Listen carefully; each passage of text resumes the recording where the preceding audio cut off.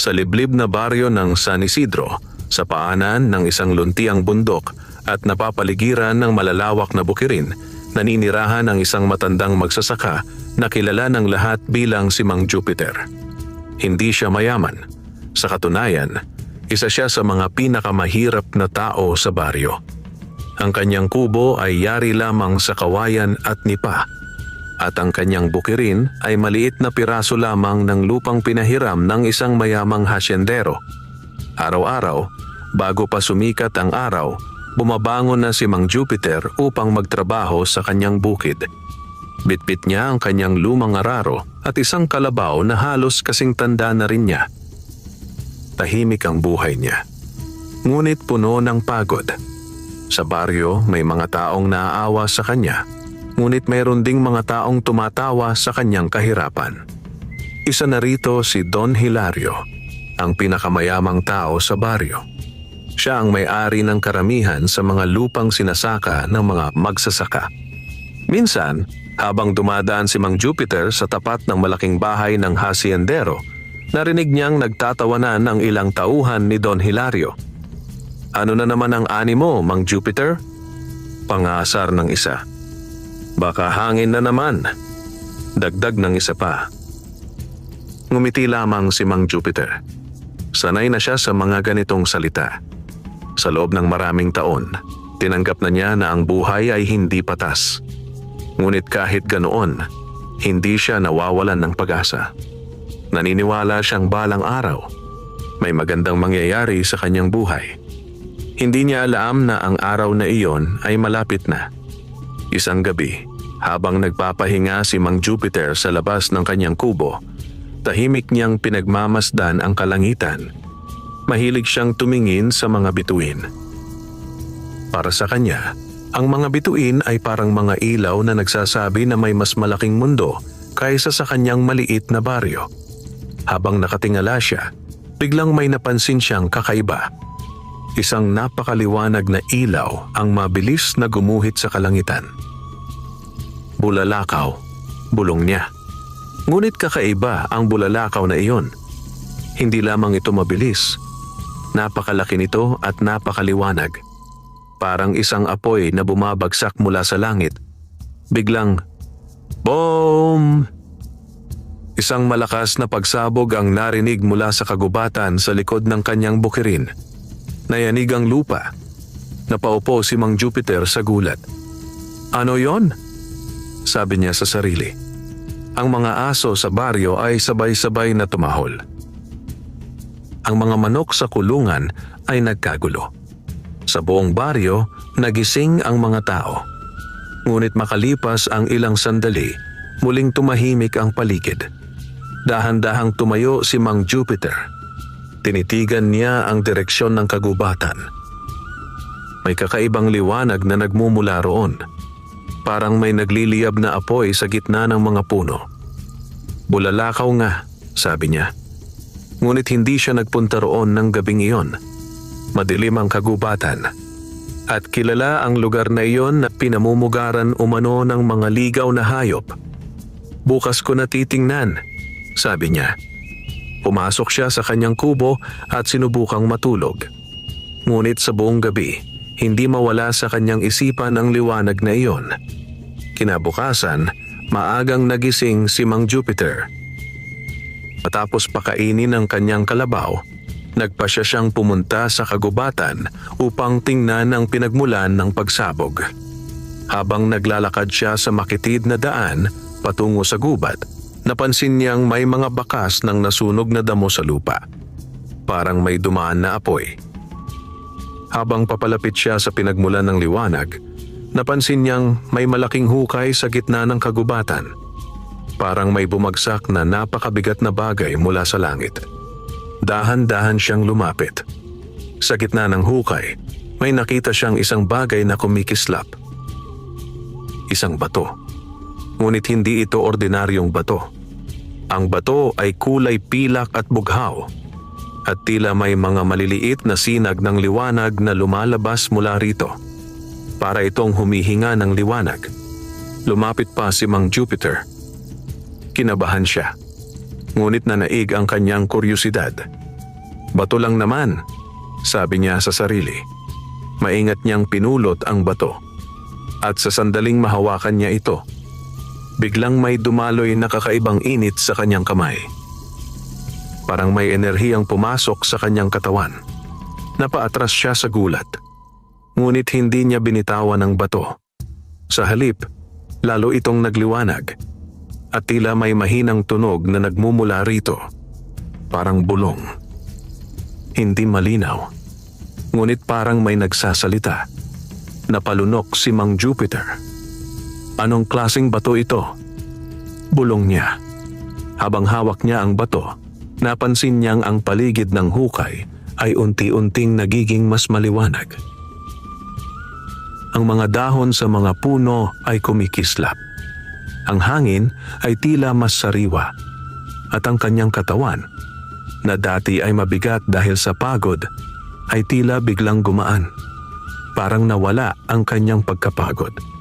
Hindi niya maintindihan kung bakit. Ngunit alam niyang ang batong iyon ay hindi ordinaryo. Isa itong bagay na nagmula sa langit. Isang bato ng bulalakaw. At hindi niya alam na ang simpleng pagpulot niya sa batong iyon ang magsisimula ng mga pangyayaring magpapabago sa kanyang kapalaran. Hindi lamang sa kanya, kundi sa buong baryo ng San Isidro, sapagkat ang batong iyon ay may kapangyarihang hindi pa niya nauunawaan at may mga taong handang gumawa ng kahit ano para lamang makuha ito. Sa sandaling iyon, tahimik na inilagay ni Mang Jupiter ang mahiwagang bato sa kanyang bulsa. Hindi niya alam kung bakit. Ngunit may pakiramdam siyang kailangan niya itong itago. At habang naglalakad siya pabalik sa kanyang kubo, hindi niya napansin na sa malayong bahagi ng kagubatan, may pares ng mga matang nagmamasid sa kanya. Mga matang kumikislap sa dilim. Mga matang alam ang tunay na kapangyarihan ng batong mula sa langit. At ang mga matang iyon ay hindi pag-aari ng tao. Pagbalik ni Mang Jupiter sa kanyang kubo, ay hindi pa rin maalis sa kanyang isipan ang mahiwagang batong napulot niya sa kagubatan. Maingat niyang inilabas ang bato mula sa kanyang bulsa. Kumikislap pa rin ito. Hindi ito tulad ng karaniwang bato na makikita sa bukid. Ang ibabaw nito ay tila may maliliit na ugat ng liwanag na gumagalaw sa loob, parang may buhay. Anong klaseng bato ka ba? Bulong ni Mang Jupiter. Ipinatong niya ito sa mesa na yari sa lumang kahoy. Sa sandaling mailapag niya ang bato, tila lalong lumiwanag ang maliit na kubo. Ang mga anino sa dingding ay gumalaw na parang may sariling buhay. Napakamot sa ulo si Mang Jupiter. Siguro dala lang ito ng pagod, sabi niya sa sarili. Ngunit may kakaiba siyang nararamdaman. Ang kanyang katawan ay tila magaan.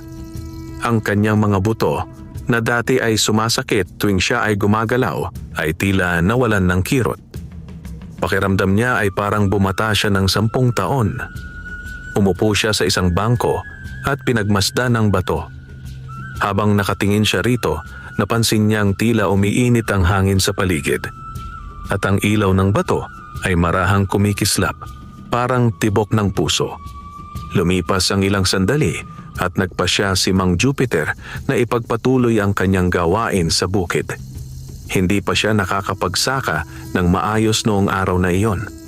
Bago siya umalis ng kubo, muli niyang tiningnan ang bato. May kakaibang pakiramdam sa kanyang dibdib. Para bang ayaw niyang iwan ito. Kaya napagpasyahan niyang ilagay muli ito sa kanyang bulsa. Isasama na lang kita, sabi niya. Sa bukid, nagsimula siyang magbungkal ng lupa gamit ang kanyang araro. Ang araw ay unti-unting sumikat. Ang hangin ay malamig at sariwa. Habang nag-aararo siya, napansin niyang tila mas madali ang trabaho. Ang dating matigas na lupa ay parang lumalambot sa bawat galaw ng araro. Nagulat siya. Karaniwan ay hirap na hirap siyang bungkalin ng lupang iyon. Ngunit ngayon, parang kusa itong bumibigay. Maya-maya, napansin niyang ang kanyang kalabaw ay tila masigla rin. Hindi ito tulad ng dati na mabilis mapagod. Tila may kakaiba talaga ngayon, bulong niya. Hindi niya alam na ang mahiwagang bato sa kanyang bulsa ang dahilan nito. Habang patuloy siyang nagtatrabaho, napansin niyang ang mga tanim na palay sa isang bahagi ng kanyang bukid ay tila mas luntian kaysa dati. Lumapit siya upang tingnan. At lalo siyang nagulat. Ang mga tangkay ng palay ay tila mas matibay. Ang mga butil ay mas makapal. Hindi pa naman panahon ng ani, sabi niya. Ngunit mukhang mabilis ang paglaki ng mga tanim. Hindi niya maintindihan kung bakit. Kinahapunan, dumaan sa kanyang bukid ang kapitbahay niyang si Mang Doro. Isang matandang magsasaka rin ito. Napansin agad nito ang kakaibang hitsura ng bukirin ni Mang Jupiter. "Hoy Jupiter!" Sigaw ni Mang Doro. Lumapit si Mang Jupiter. "Bakit?" tanong niya. Napakamot sa ulo si Mang Doro habang nakatingin sa mga tanim. "Anong ginawa mo sa bukid mo?" tanong nito. "Nagbungkal lang ako tulad ng dati," sagot ni Mang Jupiter. Umiling si Mang Doro. "Hindi ordinaryo ang palay mo ngayon. Tingnan mo." Hinawakan nito ang isang tangkay ng palay. Mukhang mas mabilis ang paglaki. Napaisip si Mang Jupiter. Hindi niya masabi ang tungkol sa mahiwagang bato. Kaya ngumiti na lamang siya. Siguro sinuwerte lang. Ngunit habang nag-uusap sila, may isang tao na nakatanaw mula sa malayo. Nakatayo sa gilid ng daan. Isang lalaking nakasuot ng maitim na sombrero. Si Don Hilario.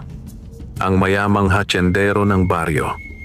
Pinagmasdan niya ang bukid ni Mang Jupiter. Napansin niya ang kakaibang sigla ng mga tanim. "Imposible," bulong niya. Kilala niya ang lupang iyon. Isa iyon sa pinakatuyot na bahagi ng baryo. Ngunit ngayon, tila mas maganda pa ang ani kaysa sa kanyang malalawak na bukirin. May hinala siya. At si Don Hilario ay isang taong hindi natutuwa kapag may ibang umaangat sa baryo nang hindi niya alam kung bakit. Kinagabihan, bumalik si Mang Jupiter sa kanyang kubo. Pagod siya. Ngunit kakaiba ang pagod na iyon. Hindi ito mabigat tulad ng dati. Inilabas niya ang mahiwagang bato mula sa kanyang bulsa. Sa madilim na kubo, muli itong nagliwanag. Ngunit sa pagkakataong ito, mas maliwanag kaysa kanina. Ang ilaw nito ay kumalat sa buong silid. At biglang may narinig siyang boses. Mahina, parang hangin na bumubulong. Tagapangalaga. Nanlamig ang likod ni Mang Jupiter. Napatingin siya sa paligid. "May tao ba?" tanong niya. Ngunit walang sumagot. Muli niyang tiningnan ang bato. At ang liwanag nito ay tila gumalaw. Parang may anyong umiikot sa loob nito. Pagkatapos ay muli niyang narinig ang bulong. Tagapangalaga ng bato ng langit. Napaatras si Mang Jupiter. Hindi niya alam kung natatakot siya o naguguluhan. Ngunit isang bagay ang sigurado. Ang batong napulot niya ay hindi lamang nagbibigay ng kakaibang lakas sa lupa. Mayroon itong lihim na kapangyarihan. At tila pinili siya nito. Hindi niya alam kung bakit. Hindi niya alam kung paano. Ngunit sa gabing iyon, nagsimula niyang maramdaman na ang kanyang simpleng buhay bilang magsasaka ay unti-unting magbabago. At sa malayo, sa malaking bahay ni Don Hilario, may mga utos ng ibinibigay. "Bantayan ninyo si Mang Jupiter," malamig na sabi ng hasyendero. May lihim ang matandang iyon. At handa siyang tuklasin ito. Kahit pa kailangan niyang kunin ang mahiwagang bato. Sa kahit anong paraan. Lumipas ang ilang araw mula nang mapulot ni Mang Jupiter ang mahiwagang bato ng bulalakaw. Sa mga araw na iyon, hindi niya lubos maintindihan ang mga pagbabagong nangyayari sa kanyang paligid. Ang dating tuyot na lupa sa kanyang bukid ay tila nabuhay. Ang mga palay ay mabilis lumago. Mas matibay ang tangkay at mas makapal ang mga butil. Ang mga gulay na itinanim niya sa gilid ng bukirin ay mas malalaki kaysa sa karaniwang ani ng mga magsasaka sa baryo. Napapansin ito ng mga tao. Tuwing umaga, may mga kapitbahay na dumadaan sa kanyang bukid upang tignan ang kakaibang sigla ng kanyang mga tanim.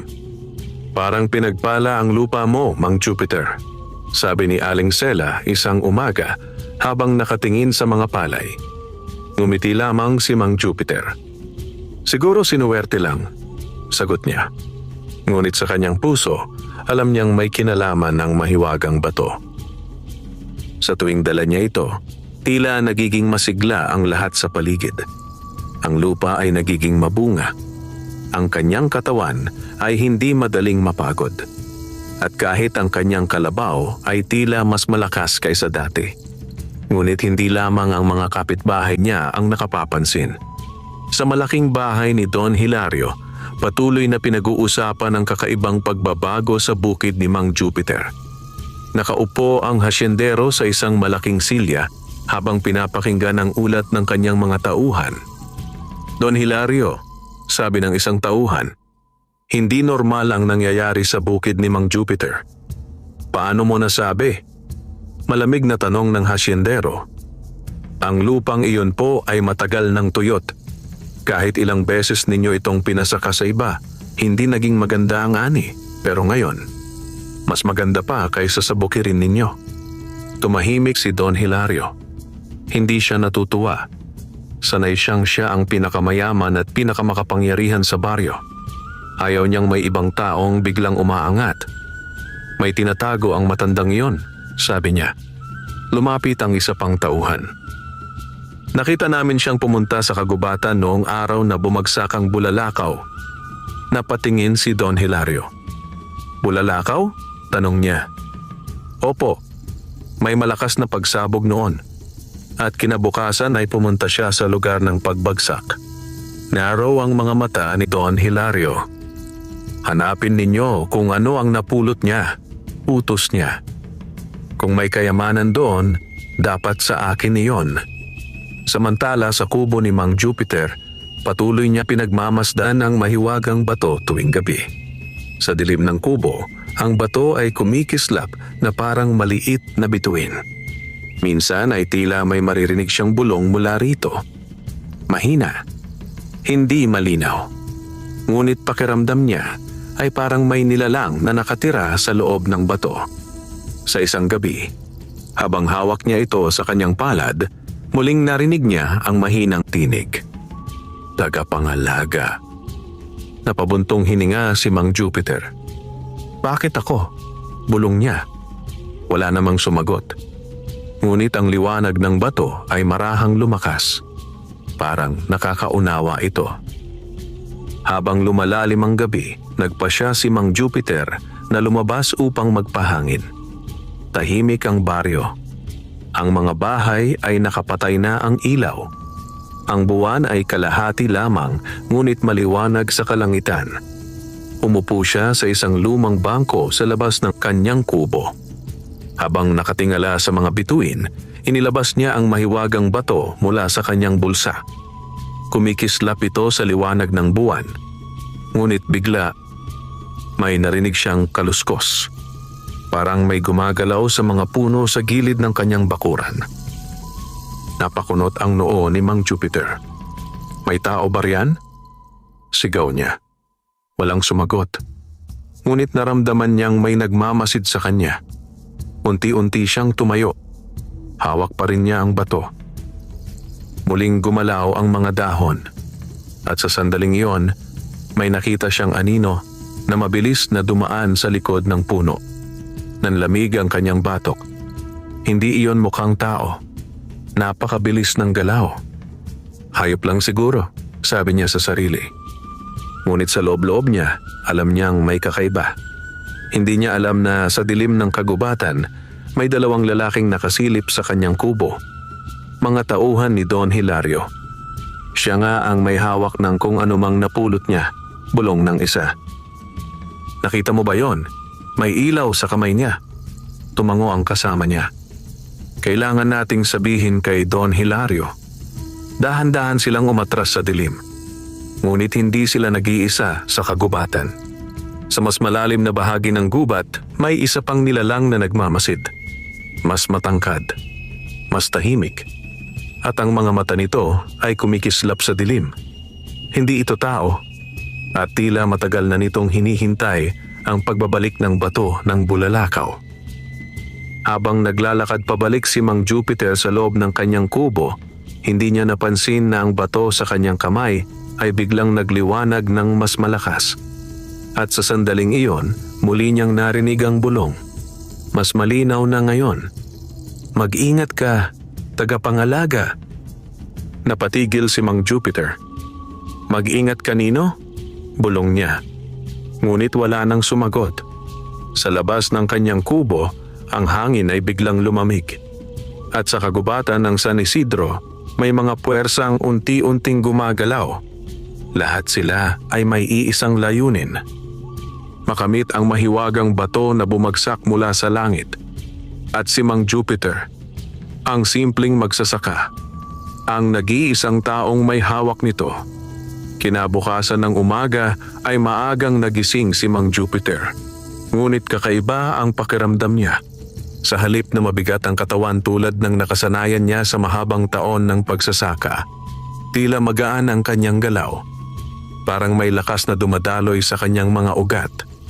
Umupo siya sa gilid ng kama at inilabas ang mahiwagang bato mula sa kanyang bulsa. Kahit maliwanag na ang araw, kumikislap pa rin ito. Pinagmasdan niya ito ng matagal. Talaga bang ikaw ang dahilan ng lahat ng ito? Bulong niya. Hindi sumagot ang bato. Ngunit tila may init na nagmumula rito na marahang dumadaloy sa kanyang palad. Pagkaraan ng ilang sandali ay tumayo siya at lumabas ng kubo. Ang bukirin ay nababalot ng hamog. Ang mga palay ay sumasayaw sa mahinang hangin. Ngunit muli niyang napansin ang kakaibang sigla ng kanyang mga tanim. Mas mataas na ang mga tangkay kaysa kahapon. Hindi ito normal, bulong niya sa sarili. Ngunit sa halip na matakot, mas lalo siyang naguluhan. Nagpasya si Mang Jupiter na bumalik sa kagubatan kung saan bumagsak ang bulalakaw. May pakiramdam siyang kailangan niyang bumalik doon. Parang may humihila sa kanya. Bitbit niya ang kanyang itak at isang maliit na supot ng pagkain. Maaga pa lamang kaya tahimik ang baryo habang naglalakad siya papunta sa makitid na landas na papasok sa kagubatan. Habang papasok siya sa ilalim ng malalaking puno, napansin niyang kakaiba ang katahimikan. Walang huni ng ibon. Walang ingay ng kuliglig. Parang huminto ang gubat. Unti-unti siyang lumapit sa hukay na ginawa ng bumagsak na bulalakaw. Naroon pa rin ang malaking butas sa lupa. Nasunog ang paligid at may bahagyang usok na tila nanggagaling pa rin sa ilalim ng lupa. Ngunit sa pagkakataong iyon, may napansin siyang kakaiba. May isang tao na nakatayo sa gilid ng hukay. Isang matandang lalaki. Mahaba ang balbas nito at ang buhok ay kulay pilak. Nakasuot ito ng lumang balabal na parang matagal nang ginagamit. Tahimik itong nakatingin sa hukay. Nagulat si Mang Jupiter. "Magandang umaga," sabi niya. Dahan-dahang lumingon ang matanda. Ang mga mata nito ay matalim ngunit kalmado. "Magandang umaga rin, Mang Jupiter," sagot ng matanda.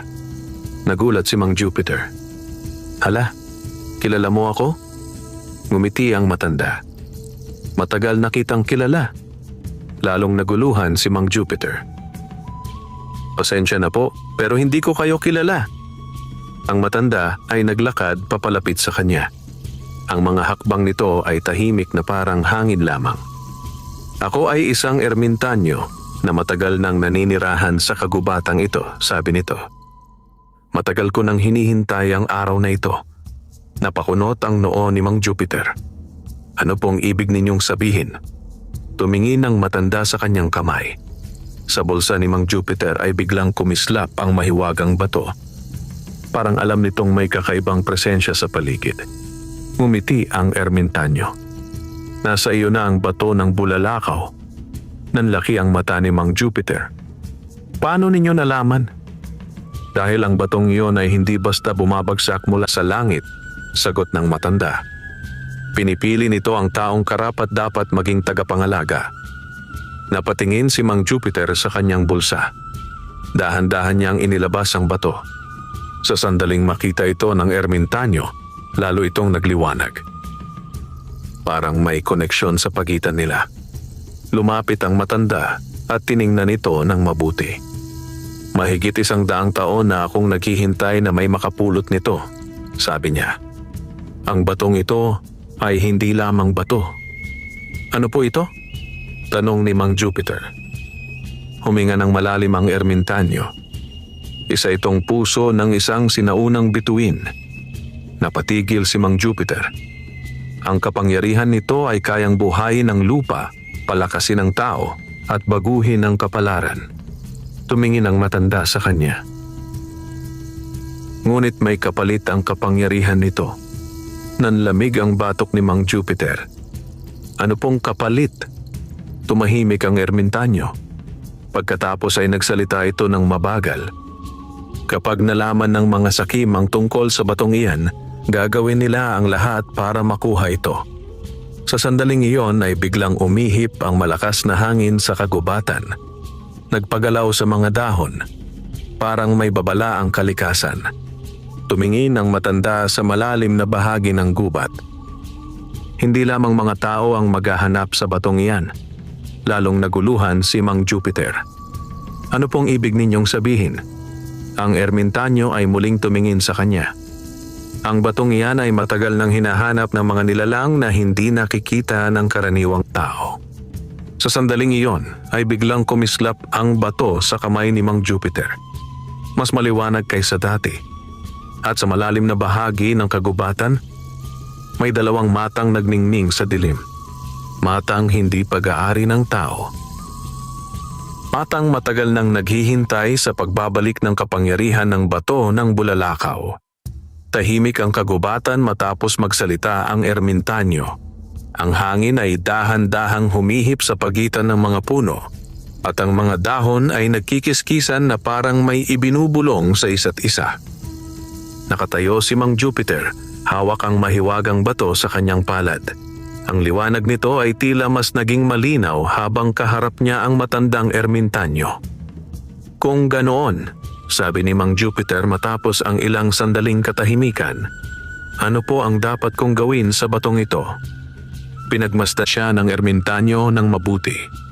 Ang kanyang mga mata ay tila nakikita hindi lamang ang kasalukuyan, kundi pati ang hinaharap. Ingatan mo ito, sagot ng matanda. Ang kapangyarihan ng batong ito ay para sa mga taong may mabuting puso. Ngunit kapag napunta ito sa kamay ng sakim, maaari itong magdulot ng malaking kapahamakan. Napatingin si Mang Jupiter sa bato. Hindi niya hiningi ang kapangyarihang ito. Isa lamang siyang simpleng magsasaka. Bakit ako ang pinili nito? Tanong niya. Ngumiti ng bahagya ang ermitanyo. Dahil hindi mo hinahanap ang kayamanan.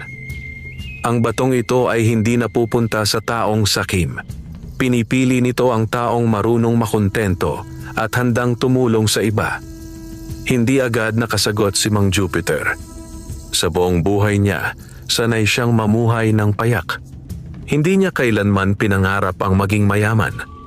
Ang nais lamang niya ay mabuhay ng payapa. Sa baryo ng San Isidro, iba naman ang nangyayari. Sa malaking bahay ni Don Hilario, nakaupo ang hasyendero sa harap ng mahabang mesa habang nakikinig sa kanyang mga tauhan. Nakita namin siya kagabi, sabi ng isa. Nasa labas siya ng kubo niya. May hawak siyang bagay na nagliliwanag. Napakunot ang noo ni Don Hilario. Sigurado ba kayo? Opo, Don Hilario. Hindi iyon lampara, parang bato na may ilaw. Napaisip ang hasyendero.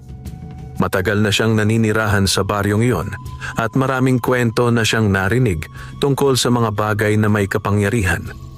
Mga anting-anting, mga mutya, mga mahiwagang bagay na nagbibigay ng yaman at lakas sa sino mang may hawak nito. At hindi siya ang tipo ng taong hahayaan ang ganoong kapangyarihan na mapunta sa iba.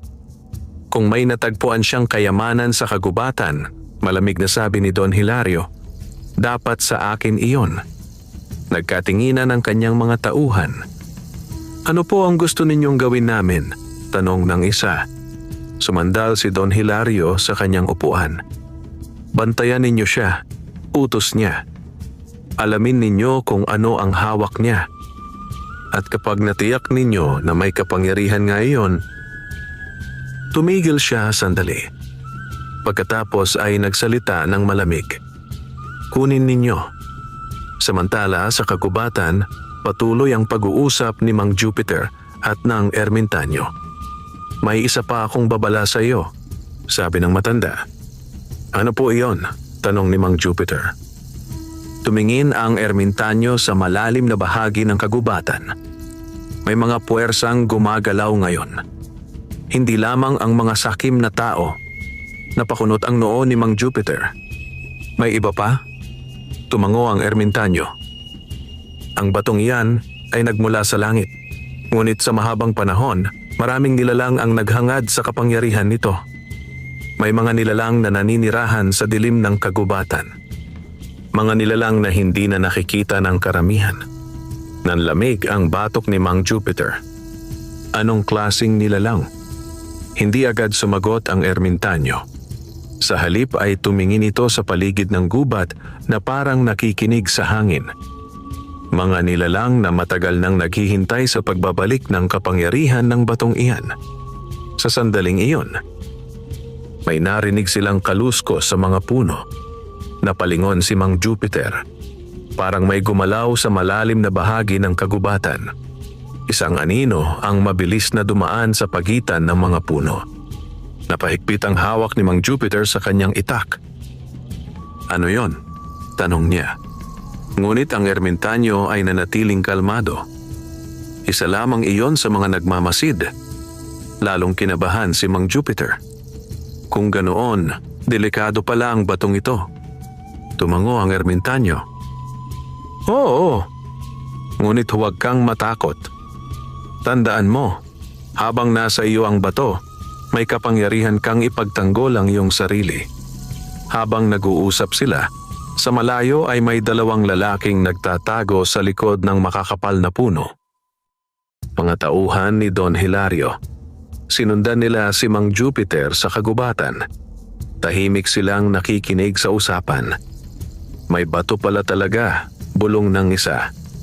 At mukhang may kapangyarihan. Ngumisi ang kasama niya. Kapag nakuha natin iyon, siguradong gagantimpalaan tayo ni Don Hilario. Dahan-dahan silang umatras.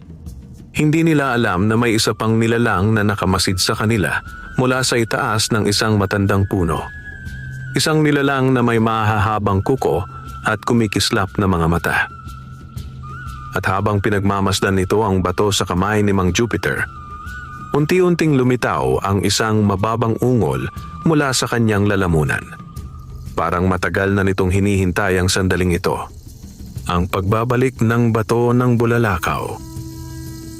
At sa sandaling iyon, nagsimula ng gumalaw ang mga puwersa sa baryo ng San Isidro. Mga puwersang magdadala ng panganib. Hindi lamang kay Mang Jupiter, kundi sa buong baryo. Lumalim ang katahimikan sa kagubatan matapos marinig ni Mang Jupiter ang kaluskos sa malayong bahagi ng mga puno. Hawak pa rin niya ang mahiwagang bato habang nakatayo sa tabi ng Ermintanyo. Ang hangin ay tila naging mas malamig. Ang mga dahon ay hindi na gumagalaw. Parang may naghihintay. Ano po iyon? Mahinang tanong ni Mang Jupiter. Hindi agad sumagot ang Ermintanyo. Nakatingin lamang ito sa dilim ng kagubatan. Maya-maya ay nagsalita ito. Dumating na sila. Nanlaki ang mata ni Mang Jupiter. Sino? Ngunit bago pa makasagot ang matanda, ay biglang may narinig silang ungol mula sa likod ng mga puno.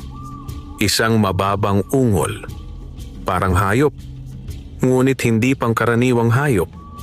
Unti-unting gumalaw ang mga anino sa pagitan ng mga puno hanggang sa may lumabas na nilalang mula sa dilim. Napaatras si Mang Jupiter. Ang nilalang ay matangkad ngunit payat. Ang balat nito ay kulay abo na parang tuyong kahoy. Ang mga mata nito ay nagliliyab na parang baga. Mahahaba ang mga kuko nito at matalim ang mga ngipin. Anong klaseng nilalang iyan? Nanginginig na tanong ni Mang Jupiter. Tahimik na tumingin ang ermitanyo sa nilalang. Isa itong bantay ng dilim, sabi niya. Matagal na silang naghihintay sa batong iyan. Unti-unting lumapit ang nilalang. Ang mga mata nito ay nakatuon lamang sa bato sa kamay ni Mang Jupiter. Sa amin, ang bato. Ungol ng nilalang. Nanlamig ang dugo ni Mang Jupiter. Hindi niya akalaing makakarinig siya ng halimaw na nagsasalita. Hindi ninyo ito makukuha, sabi ng ermitanyo. Sa sandaling iyon ay kumislap ang bato sa kamay ni Mang Jupiter. Mas maliwanag kaysa dati. Parang may lakas na nagising sa loob nito. Biglang napahinto ang nilalang. Napatras ito ng isang hakbang. Ang tagapangalaga, ungol nito. Makinig ka sa akin, mabilis na sabi ng ermitanyo kay Mang Jupiter. Hawakan mong mabuti ang bato. Hayaan mong dumaloy ang lakas nito sa iyo. Hindi alam ni Mang Jupiter kung paano gagawin iyon. Ngunit sumunod siya. Pinikit niya ang kanyang mga mata habang hawak ang bato. Sa sandaling iyon ay may kakaibang init na kumalat sa kanyang buong katawan. Parang may liwanag na dumadaloy sa kanyang mga ugat. Biglang bumukas ang kanyang mga mata at sa pagkakataong iyon, tila mas malinaw ang kanyang paningin. Naririnig niya ang bawat galaw ng hangin. Nararamdaman niya ang bawat yabag ng nilalang. Sumugod ang halimaw. Napakabilis ng galaw nito. Ngunit sa gulat ni Mang Jupiter, tila mas mabilis ang kanyang katawan. Nakailag siya sa pag-atake. Ang mahahabang kuko ng nilalang ay dumaan lamang sa hangin. Mabuti! Sigaw ng ermitanyo. Gamitin mo ang lakas ng bato. Hawak ang kanyang itak. Mabilis na gumalaw si Mang Jupiter. Hindi niya alam kung paano niya nagagawa iyon. Ngunit tila ginagabayan siya ng bato. Nang sumugod muli ang nilalang, mabilis niyang iniwas ang katawan at tinamaan ang braso nito ng kanyang itak. Umalingaw-ngaw sa kagubatan ang sigaw ng halimaw. Umatras ito. Ang sugat nito ay tila nasusunog. Kumikislap ang hiwa na ginawa ng itak. Parang may liwanag na pumasok sa sugat. Ngunit hindi pa tapos ang laban. Mula sa dilim ng kagubatan ay may narinig silang isa pang ungol.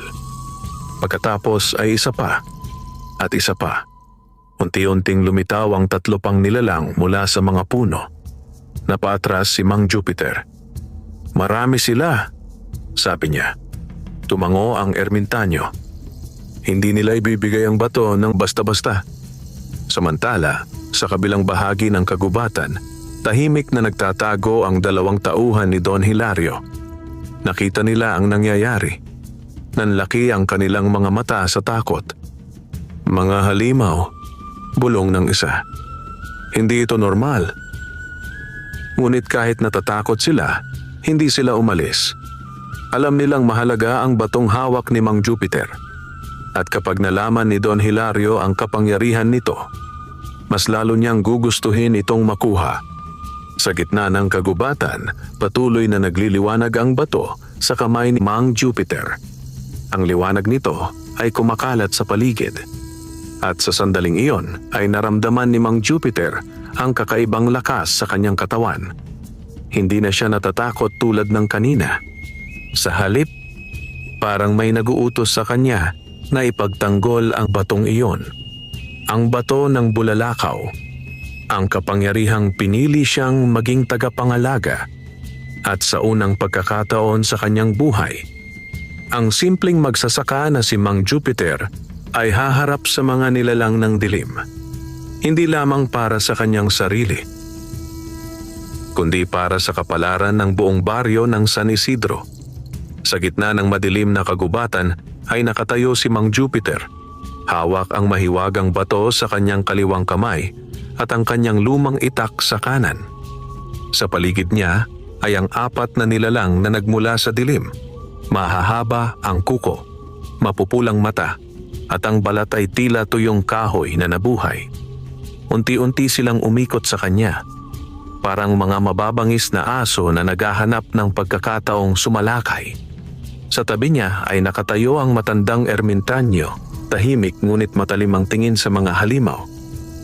"Makinig ka, Mang Jupiter," mahinang sabi ng matanda. Ang bato ay hindi lamang nagbibigay ng lakas sa lupa, kaya rin itong palakasin ang puso ng taong pinili nito. Napahigpit ang hawak ni Mang Jupiter sa bato. Ramdam niya ang init nito sa kanyang palad. Parang may sariling tibok ang bato. At sa bawat tibok nito, tila lumalakas ang kanyang loob. Biglang sumugod ang isa sa mga halimaw. Napakabilis ng galaw nito. Ngunit sa pagkakataong ito, hindi na natigilan si Mang Jupiter. Mabilis siyang umiwas at iwinasiwas ang kanyang itak. TSSAAK. Tinamaan niya ang balikat ng nilalang. Umalingaw-ngaw ang nakakatindig balahibong sigaw nito sa buong kagubatan. Ang sugat na ginawa ng itak ay biglang nagliwanag. Parang nasusunog ang balat ng halimaw. Napaatras ito habang umuungol sa sakit. "Maganda!" sigaw ng ermitanyo. Ang liwanag ng bato ay pumapasok sa iyong sandata. Ngunit hindi nagtagal ang pahinga. 3 halimaw pa ang sabay-sabay na sumugod. Napaatras si Mang Jupiter habang sinusubukang umiwas sa kanilang mga kuko. Isang halimaw ang halos tumama sa kanyang dibdib. Ngunit sa huling sandali ay biglang nagliwanag ang bato. Isang bugso ng liwanag ang kumalat sa paligid. Parang maliit na pagsabog ng bituin. Napaatras ang mga nilalang. Napatakip sila sa kanilang mga mata na parang nasisilaw. "Hindi nila kayang tiisin ang liwanag," sabi ng ermitanyo. Huminga ng malalim si Mang Jupiter. Hindi pa rin siya makapaniwala sa nangyayari. Kahapon lamang ay isa siyang simpleng magsasaka na nag-aararo sa bukid. Ngayon ay nakikipaglaban siya sa mga nilalang na hindi niya akalaing umiiral. Ngunit sa kabila ng takot ay may kakaibang tapang sa kanyang dibdib. Hindi niya maaaring hayaang makuha ng mga halimaw ang bato. Hindi lamang dahil sinabi ng ermitanyo, kundi dahil pakiramdam niya ay may tungkulin siyang protektahan ito. Muling sumugod ang pinakamalaking halimaw. Mas malakas ito kaysa sa iba.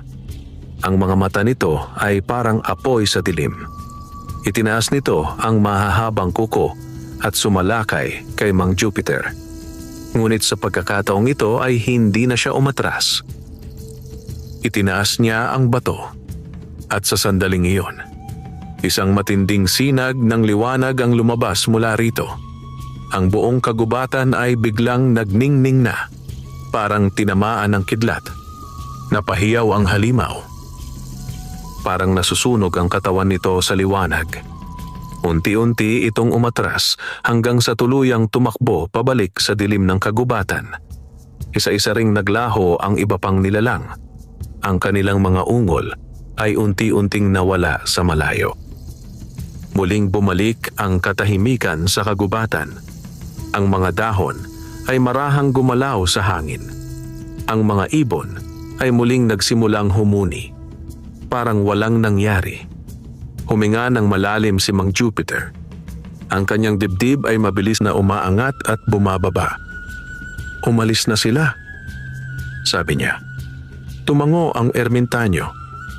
Sa ngayon, tahimik na umupo si Mang Jupiter sa isang bato. Hindi pa rin siya makapaniwala sa nangyari. Tiningnan niya ang mahiwagang bato sa kanyang palad. Ang liwanag nito ay unti-unting humina. Ngunit alam niyang hindi pa tapos ang lahat.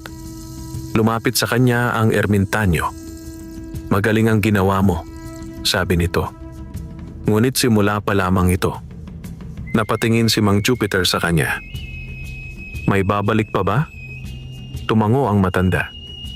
Hindi lamang ang mga nilalang ng kagubatan ang maghahanap sa bato. Napabuntong hininga si Mang Jupiter. Pati ang mga tao. Sa kabilang bahagi ng kagubatan, nanginginig pa rin ang 2 tauhan ni Don Hilario na nakakita sa labanan. Hindi tayo pwedeng manatili rito, sabi ng isa. Sabihin natin kay Don Hilario ang lahat. Mabilis silang tumakbo pabalik sa baryo. Hindi nila alam na ang balitang dala nila ay magsisimula ng mas malaking panganib. Sa malaking bahay ni Don Hilario, naghihintay ang hasyendero sa kanilang pagbabalik. At nang marinig niya ang kwento tungkol sa mahiwagang bato na may kapangyarihang magpalabas ng liwanag at lakas, unti-unting lumitaw ang isang malamig na ngiti sa kanyang mukha. Kung ganoon, sabi niya, hindi lamang ito kayamanan, isa itong kapangyarihan. At sa kanyang isip ay iisa lamang ang pasya. Makukuha niya ang batong iyon. Kahit pa kailangan niyang sirain ang buhay ng magsasakang si Mang Jupiter. Tahimik ang baryo ng San Isidro ng gabing iyon. Ang mga bahay ay may mumunting ilaw ng lampara at ang mga tao ay abala sa kanilang payak na buhay.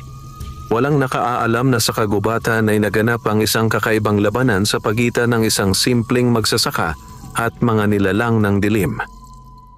Sa kanyang kubo, nakaupo si Mang Jupiter sa harap ng maliit na mesa habang hawak ang mahiwagang bato ng bulalakaw.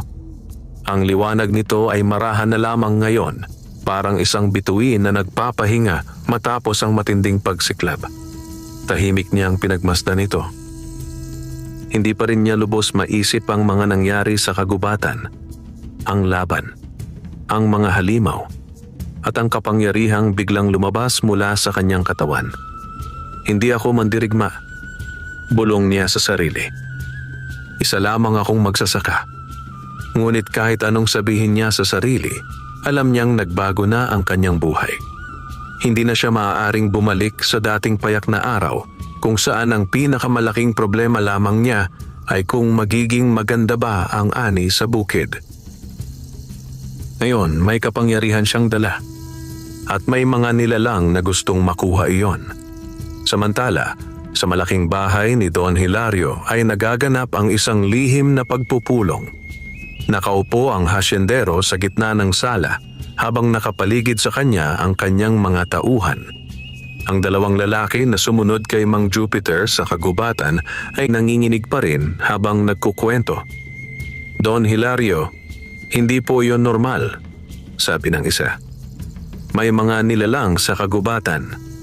Naningkit ang mga mata ng hasyendero. Anong klaseng nilalang? Parang mga halimaw. Mahahaba ang kuko at nagliliyab ang mga mata. Tahimik si Don Hilario habang nakikinig. Hindi siya ang tipo ng taong madaling matakot sa mga kwento ng kababalaghan. Sa halip, mas lalo siyang naging interesado. At ang bato? Tanong niya. May liwanag po iyon, sagot ng tauhan. Nang gamitin ni Mang Jupiter, naglabas iyon ng napakalakas na liwanag. Napangiti si Don Hilario. Hindi ito ngiting puno ng tuwa. Ito ay ngiting puno ng kasakiman. Kung ganoon, sabi niya ng dahan-dahan, totoo pala ang kapangyarihan ng batong iyon. Lumapit siya sa bintana at tumingin sa malayo patungo sa direksyon ng kubo ni Mang Jupiter. Isipin ninyo, patuloy niya, kung mapunta sa akin ang kapangyarihang iyon. Hindi lamang baryong ito ang maaari kong pamunuan. Maaaring buong lalawigan. Nagkatinginan ng kanyang mga tauhan. Don Hilario, sabi ng isa, hindi magiging madali iyon. Nakita namin kung paano niya ginamit ang kapangyarihan ng bato. Ngumiti ang hasyendero. Hindi natin kailangang harapin siya ng harapan. Napatingin sa kanya ang lahat. Ano pong ibig ninyong sabihin? Umupo muli si Don Hilario sa kanyang silya. Ang mga taong tulad ni Mang Jupiter ay may isang kahinaan. Ang kanilang kabutihan. Hindi agad naunawaan ng mga tauhan ang ibig niyang sabihin. Kaya nagpatuloy siya. Kung hindi natin makuha ang bato sa pamamagitan ng lakas, gagamit tayo ng panlilinlang. Sa kubo ni Mang Jupiter, nakatulog na ang matandang magsasaka. Pagod ang kanyang katawan matapos ang lahat ng nangyari. Sa mesa sa tabi ng kanyang kama ay nakapatong ang mahiwagang bato. Marahan itong kumikislap sa dilim, parang nagbabantay. Sa labas ng kubo ay tahimik ang gabi. Ngunit sa malayo may mga aninong gumagalaw sa pagitan ng mga puno. Mga taong palihim na naglalakad sa dilim. Mga tauhan ni Don Hilario. Dahan-dahan silang lumalapit sa kubo ni Mang Jupiter. Ang kanilang layunin ay malinaw. Makapasok sa loob ng kubo at nakawin ang bato ng bulalakaw. Ngunit hindi nila alam na ang bato ay hindi basta-basta nagpapahawak sa sino mang may masamang hangarin. At sa sandaling subukan nilang kunin ito, may mangyayaring hindi nila inaasahan. Sa dilim ng gabi, ang kapalaran ng baryo ng San Isidro ay muling magsisimulang gumalaw. At si Mang Jupiter, ang simpleng magsasaka, ay haharap sa isang bagong panganib na hindi nagmumula sa mga halimaw ng kagubatan, kundi sa kasakiman ng kapwa-tao. Malalim na ang gabi sa baryo ng San Isidro. Ang buwan ay bahagyang natatakpan ng makakapal na ulap, kaya't ang paligid ay halos nababalot ng dilim. Ang mga kuliglig lamang ang maririnig na kumakanta sa damuhan. Sa loob ng kubo ni Mang Jupiter ay mahimbing ang kanyang tulog. Pagod ang kanyang katawan matapos ang mga nangyari sa kagubatan. Sa mesa sa tabi ng kanyang higaan ay nakapatong ang mahiwagang bato ng bulalakaw. Marahan itong kumikislap sa dilim, parang maliit na bituin na nagbabantay. Ngunit sa labas ng kubo, may mga taong palihim na gumagalaw. 3 lalaki ang dahan-dahang lumalapit sa bahay. Mga tauhan ni Don Hilario. "Sigurado ka bang nandyan ang bato?" bulong ng isa. "Oo," sagot ng isa pa. "Nakita ko mismo kagabi." Maingat silang lumapit sa pintuan ng kubo. Hindi sila gumawa ng ingay. Sanay sila sa ganitong gawain. Isa sa kanila ang dahan-dahang nagtulak sa pintuan. Kriyak! Mahina itong bumukas. Tahimik nilang sinilip ang loob. Nakita nila si Mang Jupiter na mahimbing ang tulog. At sa mesa, naroon ang mahiwagang bato. Kumikislap. "Doon!" bulong ng isa. Unti-unti silang pumasok sa kubo. Ang isa sa kanila ay lumapit sa mesa. Habang papalapit siya sa bato, lalo itong nagliwanag. Ngunit hindi niya iyon pinansin. Sa isip niya ay kayamanan lamang iyon. Dahan-dahan niyang iniabot ang kanyang kamay. Sa sandaling mahawakan niya ang bato, biglang nagliyab ang liwanag nito. "Flash!" Napaatras ang lalaki habang napasigaw. "Ah!" Ang kanyang kamay ay parang nasunog. Parang may apoy na dumaan sa kanyang balat. Nagising si Mang Jupiter sa ingay. "Anong nangyayari?" Sigaw niya habang bumabangon. Sa kanyang gulat ay nakita niya ang 3 lalaki sa loob ng kanyang kubo. "At kayo?" Galit na sabi niya. Sa sandaling iyon ay muling nagliwanag ang bato. Mas maliwanag kaysa dati. Ang buong kubo ay napuno ng puting liwanag. Ang mga tauhan ni Don Hilario ay napaatras habang tinatakpan ng kanilang mga mata. "Hindi natin mahawakan," sigaw ng isa. "Parang nasusunog ang balat ko." Lumapit si Mang Jupiter sa mesa at mabilis na kinuha ang bato. Sa sandaling hawakan niya ito, humina ang liwanag. Parang kinilala siya ng bato. Napatigil ang mga lalaki. Nanlaki ang kanilang mga mata. "Totoo nga," bulong ng isa. "Ikaw lang ang kayang humawak niyan." Humigpit ang hawak ni Mang Jupiter sa bato. "Ano ang ginagawa ninyo sa bahay ko?" tanong niya. Walang nakasagot agad. Sa wakas ay nagsalita ang isa sa kanila. "Don Hilario ang nagpadala sa amin." Napakunot ang noo ni Mang Jupiter para kunin ang batong iyan. Napabuntong hininga si Mang Jupiter. Alam niyang darating ang araw na ito. "Sabihin ninyo kay Don Hilario," sabi niya ng matigas ang boses. na hindi niya makukuha ang batong ito. Ngunit hindi pa tapos ang gulo. Sa sandaling iyon ay biglang umihip ang malamig na hangin sa loob ng kubo. Ang lampara sa mesa ay biglang namatay. Ang liwanag na lamang ng bato ang natira. Napatingin ang lahat sa pintuan. May aninong dahan-dahang lumitaw sa labas.